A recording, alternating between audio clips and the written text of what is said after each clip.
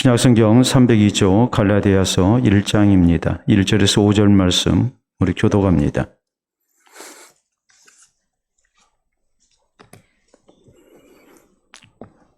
사람들에게서 난 것도 아니요 사람으로 말미암은 것도 아니요 오직 예수 그리스도와 그를 죽은 자 가운데서 살리신 하나님 아버지로 말미암아 사도된 바울은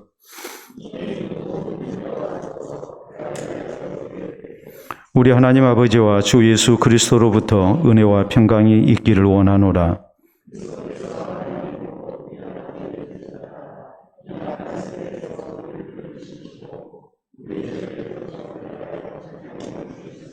영광이 그에게 세세토록 있을지어다. 아멘. 기도하고 말씀받도록 합니다. 하나님 아버지 감사합니다. 오늘부터 우리가 갈라디아서를 말씀을 살피게 되사온데 주의 성령님의 은혜 속에 말씀이 잘 증거되고 받아들여지기를 원합니다. 우리의 눈을 여시사 주의 법에 놀라운 것을 보게 하시고 종의 입을 여시사 살아계신 하나님의 능력을 통하여 말씀 잘 증거토록 도우시사 성령이 교회를 향하여 하시는 말씀 될 수 있도록 인도해 주시옵소서. 우리의 귀를 여시사 주의 말씀도 잘 받게 하시고 우리의 마음판을 우리 하나님께서 주의 말씀으로 새겨주셔서 우리가 살아계신 하나님의 말씀이 잊지 아니하고 이 말씀대로 믿으며 또 말씀대로 살아갈 수 있는 성도들 되게 하여 주시옵소서. 갈라디아서 강해를 통하여 우리의 신앙이 새로움을 입게 하시고 우리 하나님 기뻐하시는 모습으로 세워지는 은혜가 있기를 원하오며 예수님 이름으로 기도하옵나이다. 아멘. 오늘 갈라디아서 강의 이제 첫 번째 시간입니다. 우리가 쓰는 말 가운데 에키스라는 말이 있습니다.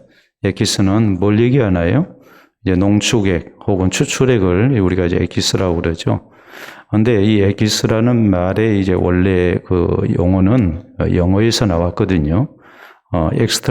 익스트란트라고 하는데 이게 이제 추출액을 의미하는 그런 영어입니다. 이것을 일본식으로 얘기하게 될 때 이제 에키스라고 일본 사람들이 이렇게 얘기를 해서 오늘날 우리가 이제 에키스라는 이제 이런 용어를 사용을 하고 있죠. 뭐 인삼 에키스랄지 혹은 뭐 생약 에키스랄지 이런 식으로 사용을 하는데 정확한 표현은 이제 진수랄지 혹은 진액 혹은 농축액 이렇게 쓰는 것이 이제 바른 표현인 것 우리가 알았으면 좋겠습니다.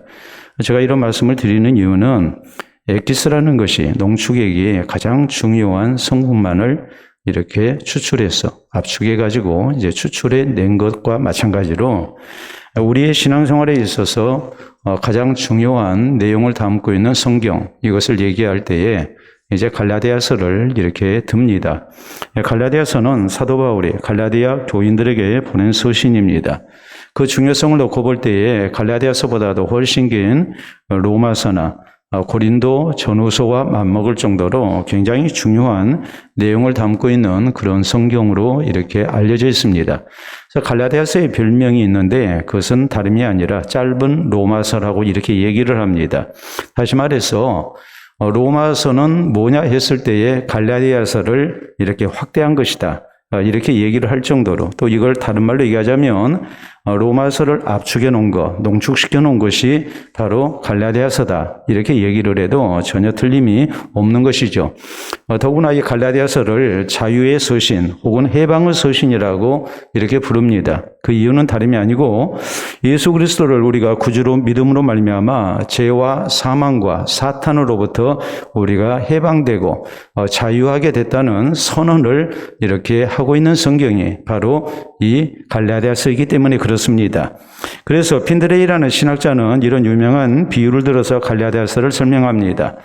우리가 성경에 보면 다윗과 골리앗이 싸웁니다. 골리앗이 굉장히 거대했죠. 어느 누구도 골리앗을 이기지 못했고 상대하지를 못했습니다. 근데 다윗이 물맷돌 5개 들고 나가서 하나님을 의지하는 가운데 이제 골리앗을 쓰러뜨리고 그리고 이 전쟁에 있어서 놀라운 승리를 이렇게 가져옵니다.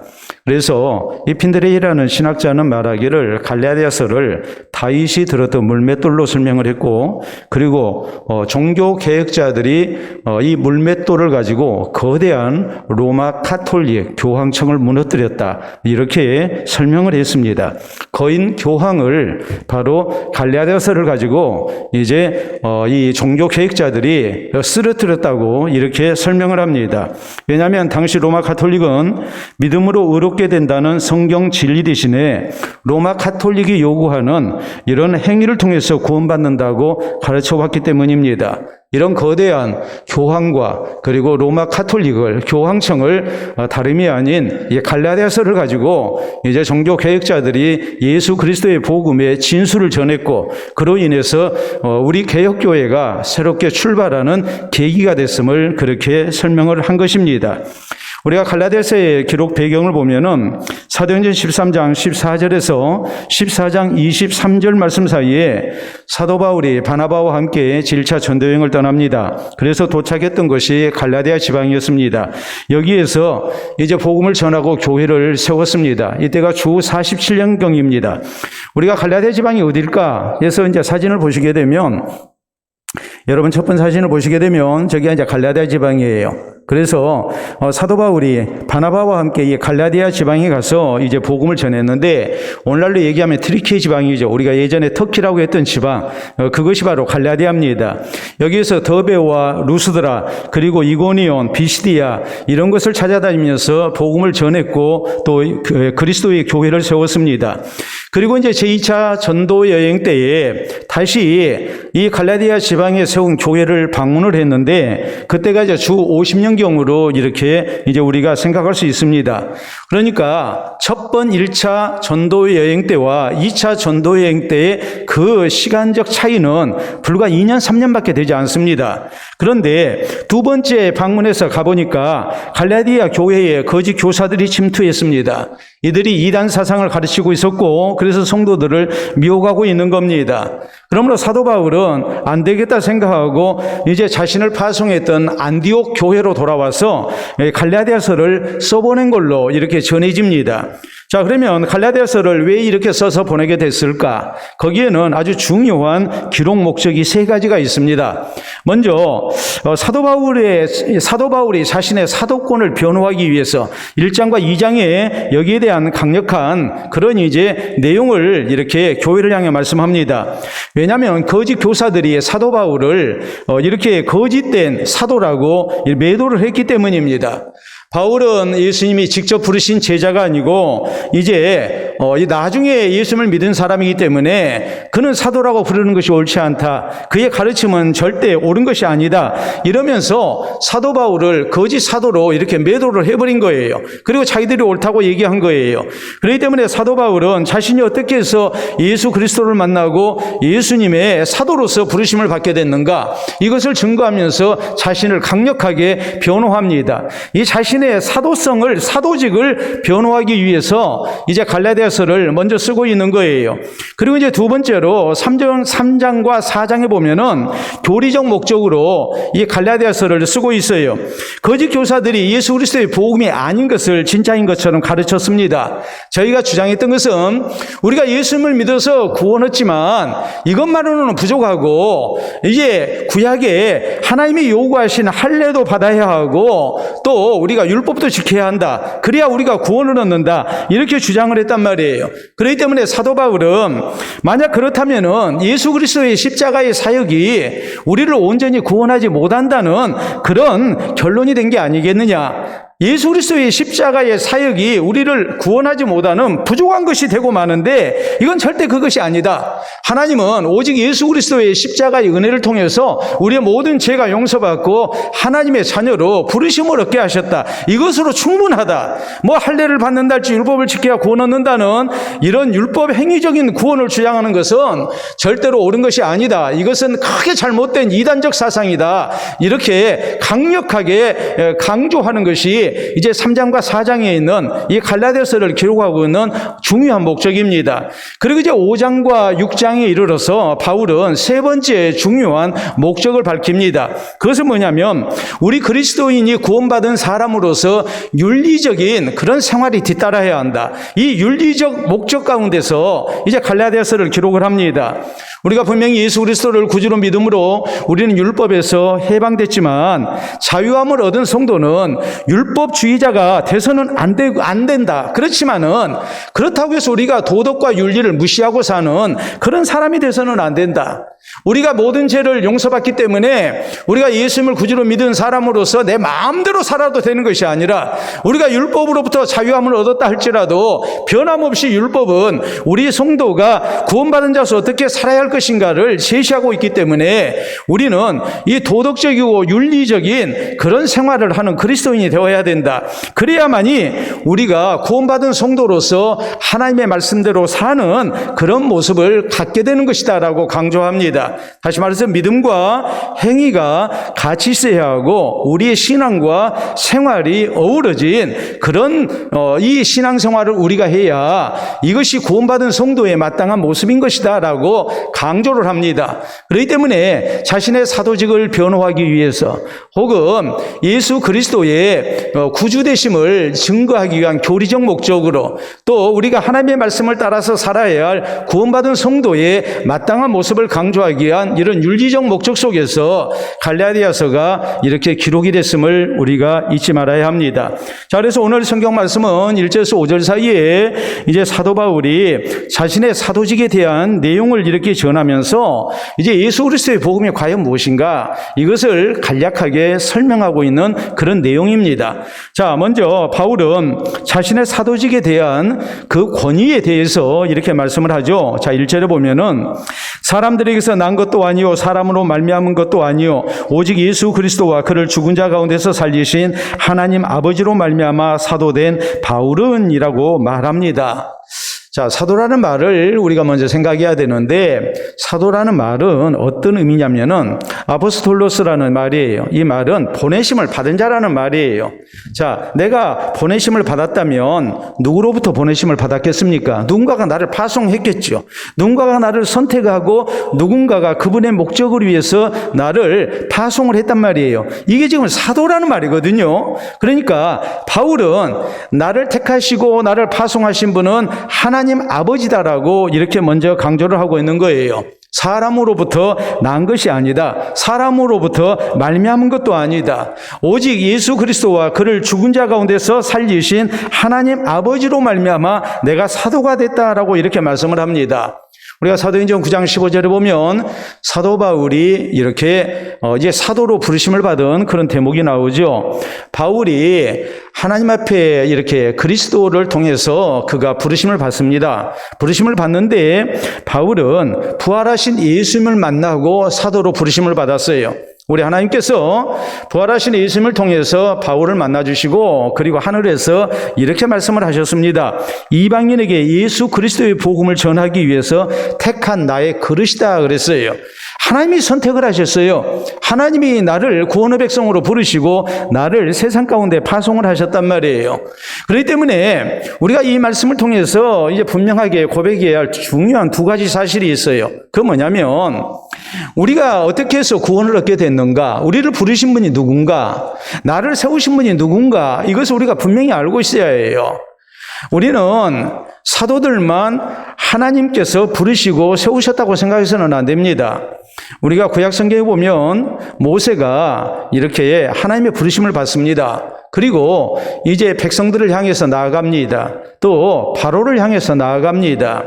그때 모세의 고민은 이것이었습니다. 그가 40년 전에 자기가 이스라엘의 구원자가 되기 위해서 스스로 나섰거든요. 그러다가 실패했거든요. 근데 40년 전보다도 지금 자신의 모습은 훨씬 초라한 모습이 됐어요. 40년 전에는 젊었고 그리고 애굽의 왕자였고 그리고 굉장한 공부도 했고 그리고 누가 보더라도 권위가 있는 사람이었어요. 그의 신분이 얼마든지 지도자가 될 만한 그런 자격이 있는 사람이었어요. 근데 하나님께서는 그때 모세를 부르시지 않았습니다. 모세 스스로 나섰습니다. 백성들을 구하기 위해서 나섰다가 그는 처절한 실패를 맛봅니다. 그리고 그는 사람을 죽인 살인자로 수배가 돼서 결국 광야로 도망을 가서 살아야 했습니다. 이렇게 40년 세월이 흘렀습니다. 이제는 스스로 생각해도 자격을 상실해버렸고 누가 보더라도 그는 이스라엘 백성들을 구원해낼 그런 적임자가 아니었습니다. 근데 하나님께서 그를 세우시고 가라고 하십니다. 고민이 되죠. 그러니까 모세가 하나님께 여쭸던 것은 이겁니다. 하나님, 내가 이 모습을 어떻게 갑니까? 보낼 만한 자를 보내소서. 난 아니지 않습니까? 너 누가 보냈냐고 하면 내가 누가 보냈다고 얘기를 해야 합니까? 이게 모세의 고민이었거든요. 근데 이 모세가 담대하게 이스라엘 백성들을 향해서 나가고, 그리고 그는 바로에게 나아가서 하나님의 백성을 내놓으라고 요구합니다. 여러분, 그 배후에 누가 있었기 때문입니까? 하나님이 계셨기 때문에 그런 거예요. 하나님이 나를 택하셨어요. 내 모습이 초라하고 못나 보이지만, 스스로 생각해도 나는 적임자가 아니라는 생각이 들지만, 하나님이 나를 선택하셨고 하나님이 나를 보내신 거예요. 그러니까 담대히 나간 거예요. 이스라엘의 선지자들도 마찬가지예요. 선지자들이 하나님의 말씀을 전할 때에, 이 선지자들이 세상적으로 볼 때에 굉장히 권위가 있어 보이고 실력을 갖췄고 모든 사람들이 존경할 만해서, 그래서 선지자로 세움을 입고 말씀을 전한 게 결코 아닙니다. 우리가 볼 때 선지자 스스로 생각할 때에 난 농부였고, 난 뽕나무를 재배하는 사람이고, 나는 우리 집안에서 가장 초라한 사람이고, 이런 식으로 스스로 비하할 수밖에 없는 그런 모습이었거든요. 근데 담대히 나갑니다. 왜 나갑니까? 하나님이 부르셨고 하나님이 보내셨기 때문에 그런 거예요. 그렇기 때문에 하나님의 말씀을 전할 때 저희는 여호와께서 말씀하시기를, 여호와께서 가라사대 하나님께서 나를 세워서 너희에게 이 말씀을 전하라고 하셨다, 그러면서 담대한 모습으로 이렇게 하나님의 말씀을 선포하지요. 왜냐하면 나를 부르신 이가 하나님이시기 때문에, 나를 보내신 이가 하나님이시기 때문에, 내게 사명을 주신 분이 하나님이시기 때문에 내가 오늘 이 시대의 사도로서 이렇게 예수 그리스도의 복음을 증거하게 됐다고 바울은 외치고 있는 겁니다. 그럼 두 번째로 우리가 생각해야 할 일이 뭐겠습니까? 나만 하나님이 부르시고 나를 보내신 게 아니라는 사실이에요. 하나님께서 바울뿐만이 아니라 우리 한 사람 한 사람을 예수 그리스도 안에서 하나님의 백성으로 택하셨습니다. 그리고 우리를 세상 가운데 보내신 겁니다. 그러므로 우리가 계획해야 할 일이 뭐겠습니까? 우리는 먼저 목회자의 영적 권위를 인정해 줘야 합니다. 하나님이 세우신 사람으로 우리가 인정하고, 목회자가 전하는 하나님의 말씀을 우리가 잘 받아들이려 힘써야 합니다. 오늘 우리를 위해서 목회자를 세우시고 하나님의 말씀을 듣게 하셨다, 전하게 하셨다. 우리는 그렇게 믿어야 해요. 두 번째 우리가 가져야 할 신앙의 자세는 뭐냐면, 나만 하나님이 부르신 것이 아니고 우리 모두를 같이 불렀다는 사실이에요. 우리 모두가 다 하나님의 선택을 입었고 하나님이 사명을 주신 사람들이에요. 그래서 하나님의 교회를 이루게 하셨고, 이 땅 가운데 예수 그리스도의 복음을 증거하고 하나님의 나라를 세우게 하셨어요. 그러므로 우리에게 있어야 할 자세가 무엇이겠습니까? 서로 존중하는 거지요. 서로를 소중히 여기는 거지요. 그리고 서로 협력하는 거지요. 이것이 오늘 세상 가운데 그리스도인으로 부르심을 받은 성도의 모습이어야 하고 교회의 모습이 돼야 됩니다. 우리가 서로를 사랑하고 귀히 여기고 서로를 인정하면서 존중하면서, 우리가 서로 하나님께서 세우시고 함께 파송을 받았다는 이 신앙 고백 가운데서 우리가 하나 되기를 힘쓰는 교회가 되어야 된다는 사실이에요. 그래서 하나님의 나라를 세워나가고 예수 그리스도의 복음을 증거하는 교회로, 성도들로 우리가 쓰임을 받아야 합니다. 여러분, 오늘날 학교 교육을 얘기할 때에 학생 인권 문제와 교사의 교권 문제가 충돌합니다. 둘 중 하나를 선택하라는 어리석은 질문을 해서는 안 됩니다. 학생 인권도 소중하고 교사의 교권도 소중합니다. 여러분, 오랜만에 동창들 만나서 얘기하면 몇십 년 전 선생님들 얘기를 많이 합니다. 50년 전, 55년 전 선생님 얘기를 해요. 뭐라고 얘기하냐면, 그 선생님은 정말 인격자셨어. 전 진짜 교육자야. 그런데 어떤 선생님에 대해서는 그건 인간도 아니야, 그렇게 얘기하는 선생님들이 있어요. 왜요? 그 당시에는 교권만 앞세우고 학생 인권이라는 것은 용어조차도 없던 그런 시대거든요. 폭력 교사들이 참 많았습니다. 학생에게 화풀이하는 교사들이 많았습니다. 그러다 보니까 몇십 년이 흐르고 난 다음에도 그 선생님에 대한 기억이 별로 좋지가 않아요. 제자들이 모여가지고 이미 고인이 된 선생님에 대해서 얘기할 때 그런 좋지 못한 추억을 떠올립니다. 안타까운 일이죠. 그렇다면 학생 인권만 소중합니까? 오늘날은 학생 인권이 너무나도 강조되기 때문에 선생님들이 교사 노릇하기가 쉽지가 않다고 얘기를 합니다. 교사라는 직업이 별로 인기 없는 직업이 됐고, 교사라는 직업이 학생들에게 어떤 인격적인 면을 가르치기보다는, 인성교육을 하기보다는 이제 지식만 전달하는 교사로 이렇게 교육이 이루어지는 가슴 아픈 부분들이 있습니다. 학생 인권을 너무 강조하다 보니까 그렇게 되는 것이죠. 심지어는 학부모들까지 거기에 편승해서 내 귀한 새끼 왜 이렇게 때리느냐. 때린다는 건 상상도 못 하거든요. 근데 학생들 앞에서 망신 줬다고 인격 침해라고 그럽니다. 근데 교사들이 어떻게 선생님들이 이런 학생들을 지도하겠습니까? 할 수가 없는 것이죠. 그럼 점점 잘못되는 거 아니겠습니까? 가장 좋은 것은 뭐겠어요? 선생님 입장에서는 학생 인권을 생각해야 하고, 학생이나 학부모 입장에서는 교사의 교권을 생각을 해야 해요. 그것을 더 중요하게 생각해야 해요. 그래야만이 좋은 만남이 되고 좋은 교육이 이루어지는 거예요. 그리고 내 자식의 장래가 아름답게 꾸며지는 거예요. 준비되는 거예요. 하나님의 교회도 마찬가지예요. 오늘 하나님께서 목회자를 세우시고 또 우리 한 사람 한 사람을 세우셨음을 우리는 잊지 말아야 합니다. 그리고 목회자의 영적 권위를 인정하며 하나님이 세우신 사람으로 그 말씀을 우리가 잘 받기를 힘써야 합니다. 또 아울러서 우리 모두 한 사람 한 사람이 하나님께서 사랑하셔서 불러주신 참으로 소중한 하나님께서 파송하신 하나님의 백성인 것을, 하나님의 일꾼인 것을 우리가 기억해야 합니다. 그리고 하나님의 교회가 함께 부르심을 받았으니 우리가 서로 존중하고 서로 인정하고 서로 사랑하고 서로 하나 되는 가운데 하나님께서 세상을 향해 우리를 이 교회를 통해서 보내주시고 세워주신 그 목적을 향해 우리가 아름답게 쓰임받는 그런 교회가 되도록 성도 되기를 우리가 힘써야 합니다.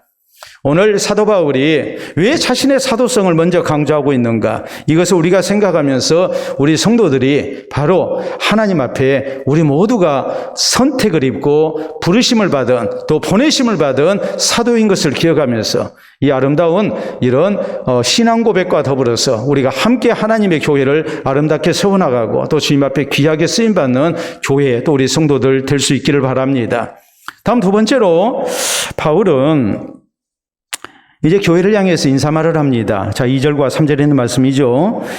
함께 있는 모든 형제와 더불어 갈라디아 여러 교회들에게 우리 하나님 아버지와 주 예수 그리스도로부터 은혜와 평강이 있기를 원하노라 그랬어요.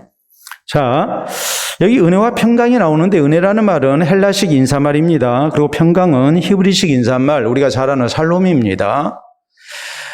왜 이렇게 헬라식 인사말과 또 히브리식 인사말을 했을까? 그것은 다름이 아니고 당시 교회에 이제 큰 두 줄기 민족이 바로 헬라 문화권에 사는 사람들 그리고 히브리 문화권에 사는 유대인들 이렇게 이제 구분이 됐거든요. 이런 사람들이 함께 모여서 이제 교회를 이루고 있는 거예요. 그러니까 헬라식 인사말인 은혜가 있기를 원하고 또 히브리식 인사인 이제 샬롬을 이렇게 말하고 있는 겁니다. 자, 그런데 여기 은혜가 뭐냐 했을 때 은혜라는 것은 받을 자격이 없는 사람에게 주어지는 호의를 은혜라고 얘기를 하거든요. 평강은 뭐냐 했을 때에 영육간의 모든 위험으로부터 또 두려움에서 벗어날 수 있는 마음의 평안을 얘기할 때 우리가 샬롬이라고 얘기를 합니다.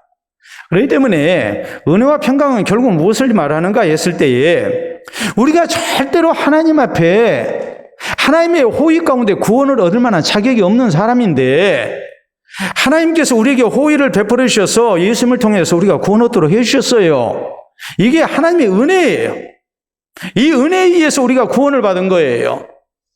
또 구원하신 하나님의 백성들을 하나님께서 지켜주시고 세상 사는 날 동안 동행하시고 저희를 보호해 주십니다. 또 도와주십니다. 그렇기 때문에 하나님의 백성으로 부르심을 받고 아버지 되신 하나님의 돌보심 속에 사는 복된 백성으로 우리가 선택을 받았기 때문에 그 하나님의 은혜를 믿고 우리가 살롬의 은총을 우리가 고백하는 거예요.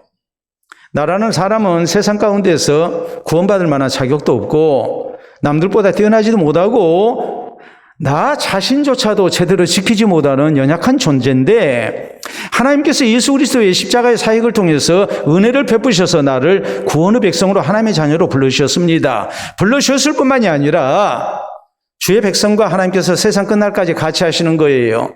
그리고 저희를 지키시고 보호하시는 거예요. 이 하나님의 은혜 가운데 우리는 살롬의 은총을 누리는 겁니다. 평강의 복을 누리는 겁니다. 이게 은혜와 평강이에요. 그래서 사도 바울은 함께한 사역자, 동역자들과 더불어서 갈라디아에 있는 교회들을 향해서 그 말씀을 하는 거예요. 우리 하나님 아버지로부터 은혜와 평강이 너희에게 있기를 원하노라 하고서 인사말을 지금 전하고 있는 거예요. 우리 하나님 아버지와 주 예수 그리스도로부터 이런 은혜와 평강의 복이 너희에게 주어지기를 원한다라고 이렇게 축복을 하고 있는 겁니다. 그러므로 우리 성도가 이 사실을 통해서 분명하게 해야 할 사실이 무엇이겠습니까?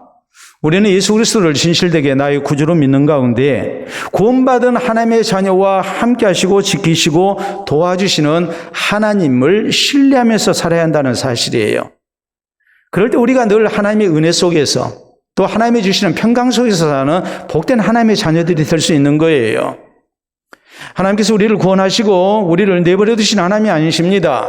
하나님은 우리를 구원하시고 우리가 어디로 가든지 주의 백성과 같이 하시고 또 하나님의 놀라운 평강 가운데 인도하시는 하나님이십니다. 이것을 우리가 믿고 고백하면서 진실된 하나님의 은혜에 대한 감사가 있어야 하고 또 하나님이 약속하신 평강의 복을 누리는 성도가 돼야 된다는 그런 뜻이에요. 여러분, 그렇기 때문에 다윗이 시편 23편에 고백한 것이 그것이죠. 여호와는 나의 목자시니 내게 부족함이 없으리로다. 하나님이 나를 푸른 풀밭과 실만한 물가로 인도하실 뿐만이 아니라 내가 사망이 음침한 골짜기로 다닐지라도 해를 두려워하지 아니할 것은 주께서 나와 함께 하심이라 주의 지팡이와 막대기가 나를 안위하시나이다 라고 이렇게 고백하는 거 아니겠습니까? 우리 예수님께서는 마태복음 28장 20절에 말씀하십니다. 볼지어다 내가 세상 끝날까지 항상 너희와 함께 있으리라. 택하신 백성과 같이 하시고 이 택하신 백성이 하나님 나라 사역을 위해서 헌신될 때 주님이 함께 하시고 도와주실 것을 분명히 약속하셨단 말이에요. 또 우리가 사도 바울이 고백하고 있는 디모데후서 4장 17절 18절에 있는 말씀을 보면은 주께서 내 곁에 서서 나를 강건케 하셔서 나로 하여금 이방인에게 주의 복음을 증거케 하셨다. 이 주님께서 나를 사자 입에서 건져주셨다.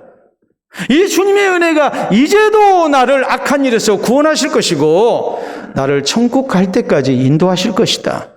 이런 놀라운 고백을 하죠. 살아계신 하나님의 은혜에 대해서 또 하나님의 평강에 대해서 우리 아버지 하나님으로부터 오는 은혜와 예수 그리스도를 통해서 주어지는 이 은혜를 우리가 알아야 하고 평강의 복을 아는 성도가 돼야 된다는 말이에요. 왜요? 하나님이 우리에게 약속하셨기 때문에 그러는 거예요. 이것이 우리 성도의 축복이 돼야 되고 인사말이 돼야 되는 거예요. 우리 주 예수 그리스도와 하나님 아버지로부터 은혜와 평강이 너희에게 있기를 원하노라. 이 아름다운 신앙 고백이 우리에게 있어야 합니다.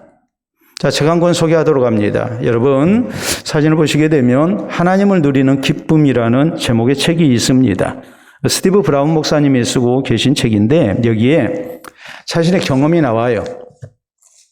이 목사님이 하셨던 경험, 어찌 보면 우리가 마땅히 해야 할 경험이고 또 우리 자신을 다시 한번 돌아봐야 할 그런 교훈이 되는 경험이에요. 이분이 뉴욕을 이제 방문하고 난 다음에 비행기를 타고 집으로 돌아오는데 갑자기 폭우가 이렇게 쏟아지고 엄청난 천둥과 번개가 치기 시작했습니다. 그리고 비행기는 심한 난기류에 이렇게 휩싸이게 됐어요. 여러분, 우리가 비행기 타보면 멘트가 나오죠. 난기류를 통과하게 되면 이제 안내 방송이 나옵니다. 우리 비행기가 난기류를 만났습니다. 비행기가 좀 떨릴 겁니다. 그래도 걱정하지 마십시오 하면서 이제 멘트가 나오거든요. 기장이. 그렇게 얘기를 하죠. 뭐 당연히 얘기가 나왔죠. 그러나 난기류가 너무 심해가지고 막 비행기가 막 떨리니까 여러분 우리가 고속도로에서 차 운전하고 갈 때에 뭔가 좀 미세한 그런 그 조정이 잘못된 자동차에 어떤 결점이 있게 되면은 또 도로 상태가 좋지 않으면 막 차가 막 떨죠. 이게 고속으로 달릴수록 속도를 올릴수록 막 차가 막 떨잖아요. 그래서 겁이 나잖아요. 그럴 때가 분명히 있거든요. 땅에서 네 바퀴 달린 자동차를 운전해도 그러는데 비행기를 타고 가다가 난기류를 만나가지고 이게 심하게 막 흔들리고 막 번개치고 천둥이 막 치고 그러면 폭우가 쏟아지면 비행기 안에서 얼마나 겁나겠습니까? 왜요? 추락하면 다 죽으니까. 그러니까 모든 승객이 불안에 빠지고 공포에 시달렸습니다. 근데 목사님은 목사님이잖아요? 애써 뭐한 척 해야 되겠어요? 대단한 척 해야죠. 예? 대단한 척 해야잖아요. 오늘 우리 김정희 권사님이 대표기도 하셨는데 제가 11년 전에 신장 수술을 하고 병문안을 몇 분이 서울 아산병원에 오셨어요, 교인들이. 근데 이제 그때 제가 바로 그 수술 다음 날인데 전 사실 괜찮아서 그렇게 돌아다녔거든요. 근데 나중에 우리 김 권사님이 그 얘기 하셨죠. 목사님 우리 걱정 안 시키려고 안 아픈 척 저렇게 하시는 거라고. 기억나세요? 예, 기억난다고 그러시네, 다행히. 예. 아, 권사님이 나에 대해서 관심이 많구나. 근데 나를 허세에 있는 목사로 부르시는구나. 수술해놓고 아무렇지 않은 척 저렇게 이렇게 내려와서 배웅을 했다고. 나중에 그런 얘기를 제가 들었거든요. 우리 권사님이 그런 얘기를 하셨다고. 전 사실 괜찮아서 그냥 그렇게 했어요. 허세 부린 건 아니에요. 근데요, 이 스티븐 브라운 목사님은 그것도 명색이 목사님이잖아요. 지금 집회 마치고 오는 길이잖아요. 집회에서 뭐라고 설교했겠어요? 하나님이 우리를 사랑하십니다. 하나님이 우리를 세상 끝날까지 우리를 붙드실 겁니다. 하나님은 우리의 선한 목자가 되십니다. 여러분이 어려운 일 만나도 낙심하지 마십시오. 두려워하지 마십시오. 하나님께서 분명히 함께 하시고 도와주십니다. 하지 않았겠습니까?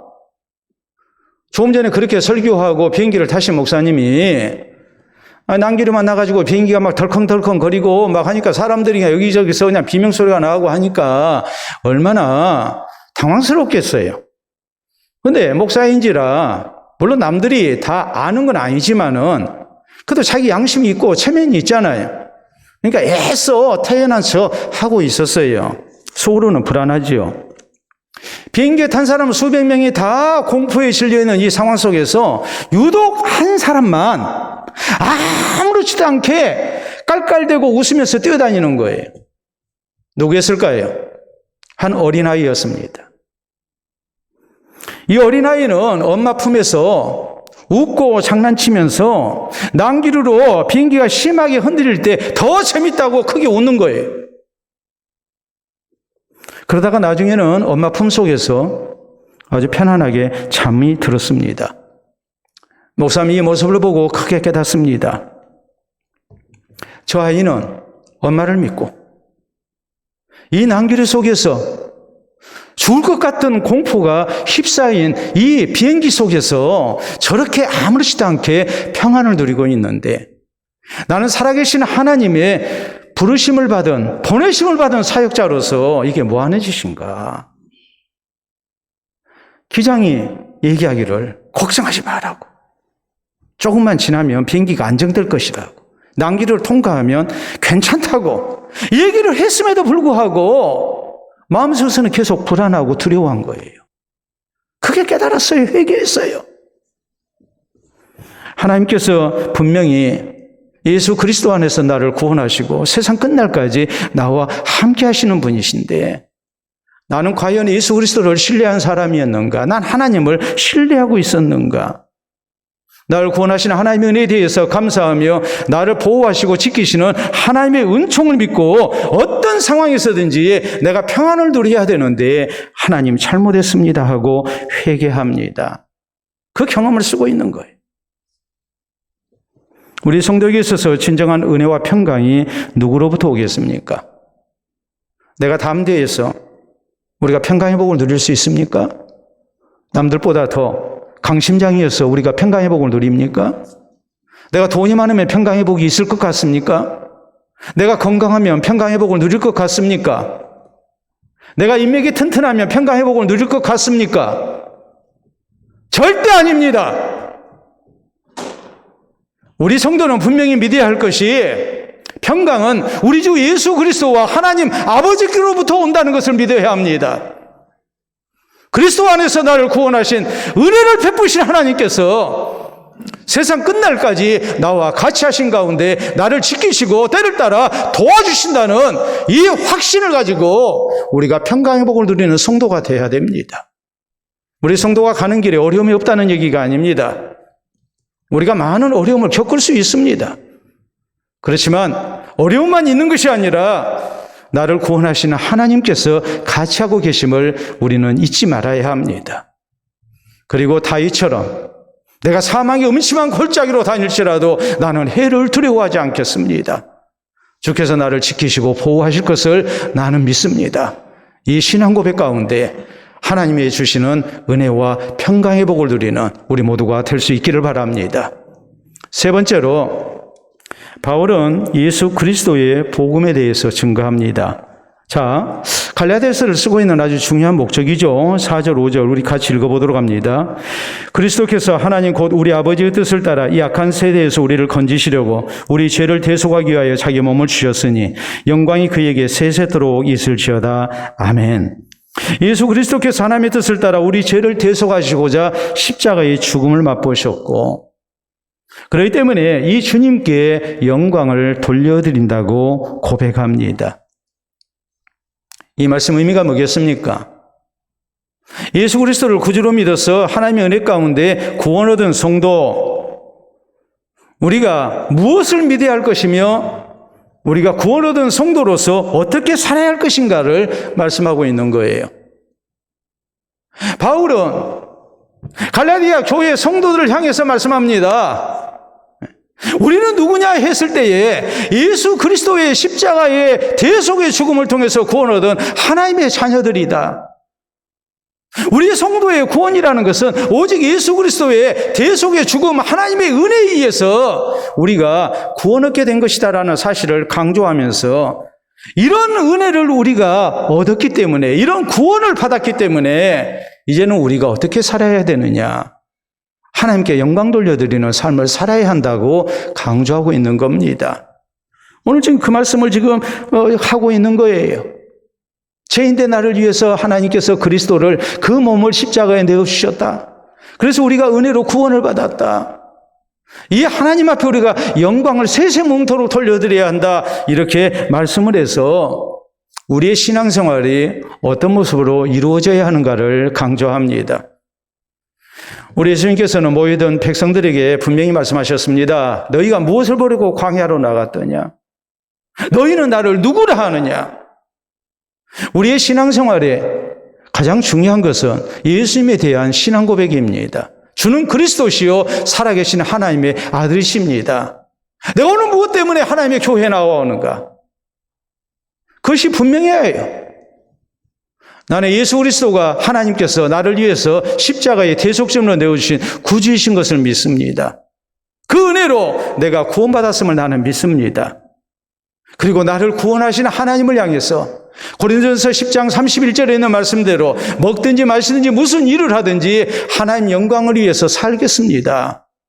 이 고백 가운데 우리가 주님을 찾는 성도가 되어야 됩니다. 우리가 잘 아는 유명한 일화가 있지 않습니까? 초대 우리나라 교회에 유명한 봉사로 쓰임받은 목사님이 계십니다. 바로 김익두 목사님이십니다. 이분은 황해도 안악의 아주 유명한 깡패였습니다. 장날이 되면 사람들이 선왕당 고개를 넘어가면서 제발 오늘 김익두를 안 만나게 해달라고 빌 정도였습니다. 그 정도로 아주 유명한 깡패입니다. 양아치죠. 근데 이 사람이 선교사를 통해서 예수님을 구주로 영접합니다. 그리고 그리스도 안에서 나를 사랑하시고 구원해 주신 하나님 앞에 이제는 새 사람 돼서 살아야 되겠다는 서원을 합니다. 이것이 하나님의 뜻인 것을 알았습니다. 김익도는 부고장을 만들었습니다. 그래서 부고장을 돌렸습니다. 김익도는 죽었다. 김익도는 죽었다. 그리고 그는 새 사람 돼서 살기를 원합니다. 김익도가 죽었다고, 옛날에 김익도가 아니다고 스스로 이렇게 얘기하면서 그가 구원받은 하나님의 백성으로서 살고자 했을 때 어떤 사람이 김익도를 시험했습니다. 얼굴에다가 구정물을 퍼부은 거예요. 옛날 같으면 상상할 수 없는 일이죠. 김익도 건드렸다가는 정말 뼈도 추리지 못합니다. 아무 잘못 없는 멀쩡한 사람도 괴롭히는 사람인데 자기에게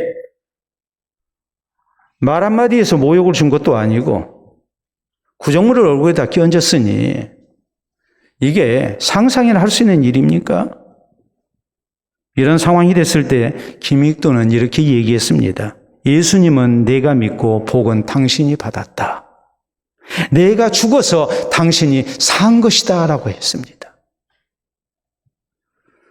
그는 나를 구원하시는 하나님의 은혜에 대해서 진심으로 감사할 줄 아는 사람이었고 또 주의 영광 위해서 주를 위해서 온전히 자기를 헌신한 사람이었습니다. 그리고 그 헌신의 귀한 열매들이 대한민국 교회에 어쩌면 나를 전도하고 또 그 사람을 전도하고 이런 식으로 거슬러 올라가게 되면 아마도 김익도 목사님을 통해서 은혜 받고 예수님 영접한 사람이 있을지도 모릅니다.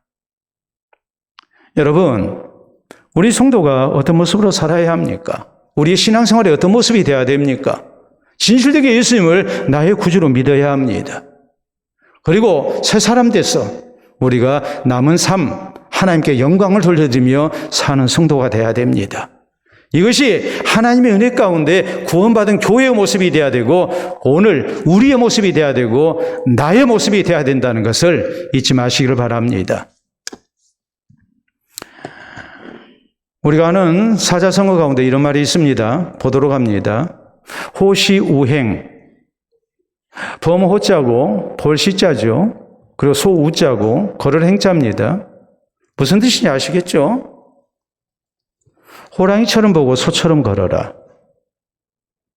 범처럼 노려보고 소처럼 가야 한다. 다시 말해서 예리한 통찰력을 가지고 판단하고 성실하고 신중하게 행동하라 하는 말이 바로 호시우행입니다.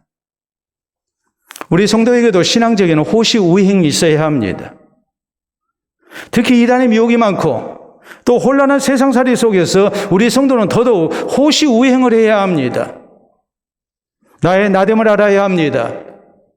하나님의 부르심 가운데에 우리가 하나님 나라 사역을 위한 하나님의 사람으로 세상 가운데서 선택을 입고 보내심을 받았다는 사실을 우리는 기억해야 합니다. 이 거룩하신 하나님의 목적을 위해서 우리를 함께 부르셨다는 사실을 우리가 생각하고 우리가 서로 사랑하고 존중히 여기면서 서로 하나된 모습으로 하나님의 나라를 세워나가는 성도가 되어야 됩니다. 무엇보다도 진실되게 예수님을 나의 구주로 믿고 하나님 아버지를 신뢰하고 사는 참된 평강의 복을 누리며 우리가 하나님 앞에 헌신된 일꾼들이 되어야 됩니다. 예수 그리스도를 통한 구원의 은총을 입은 성도로서 이제는 먹든지 마시든지 무슨 일을 하든지 하나님 영광을 위해서 살라고 우리를 부르셨음을 잊지를 말고 우리의 신앙생활에 있어서 항상 이 사실을 기억하면서 우리가 한 걸음 한 걸음 하나님 나라를 향해 나아가는 우리 모든 성도들이 될 수 있기를 바랍니다. 우리 함께 기도합니다. 오늘 우리의 신앙생활이 어떤 모습으로 이루어져야 할까요? 하나님께서 아무 목적 없이 우리를 부르신 것이 결코 아닙니다. 이 시대 하나님의 거룩한 목적 속에 우리를 부르셨고 이곳에 우리 교회를 허락하셨고 우리를 만나게 하셨습니다. 예수 그리스도를 진실되게 구주로 믿고 하나님의 보내심을 받은 사람으로서 우리가 서로 하나 되어 주님의 나라를 세워나가는 아름다운 헌신이 있기를 우리가 주님 앞에 다짐할 수 있기를 바랍니다. 호랑이처럼 예리하게 모든 상황을 잘 살피고 소처럼 우직하게 한 걸음 한 걸음 성실한 모습으로 나아가는 그런 신앙생활이 있게 해달라고 우리 기도하겠습니다.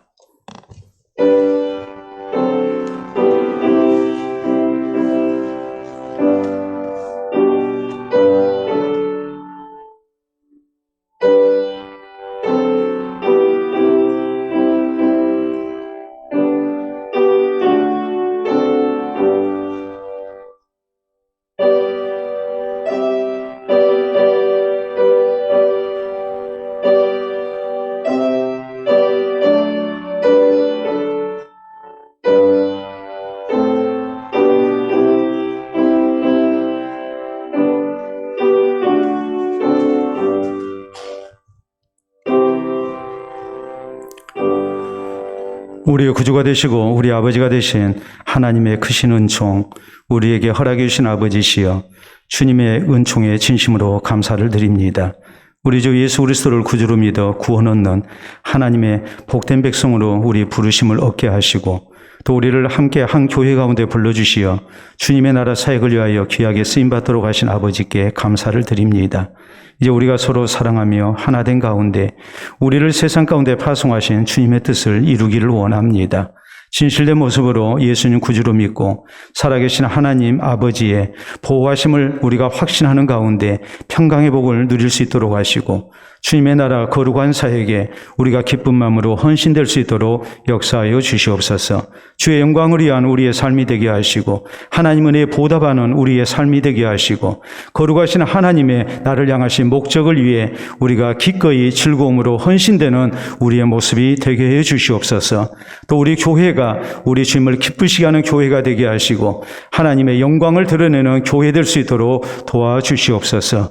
앞으로도 살아계신 하나님 의지하며 주의 돌보심을 확신하며 우리가 세상 가운데서 우리 주의 영광 위하여 귀하게 쓰임받게 하시고 언제 어디서 무슨 일을 만나든지 두려워하지 아니하며 참된 은혜와 평강의 복을 누리는 가운데 우리 주님 앞에 즐거이 헌신될 수 있도록 우리를 붙들어 주시옵소서. 감사하며 예수님 이름으로 기도하옵나이다. 아멘.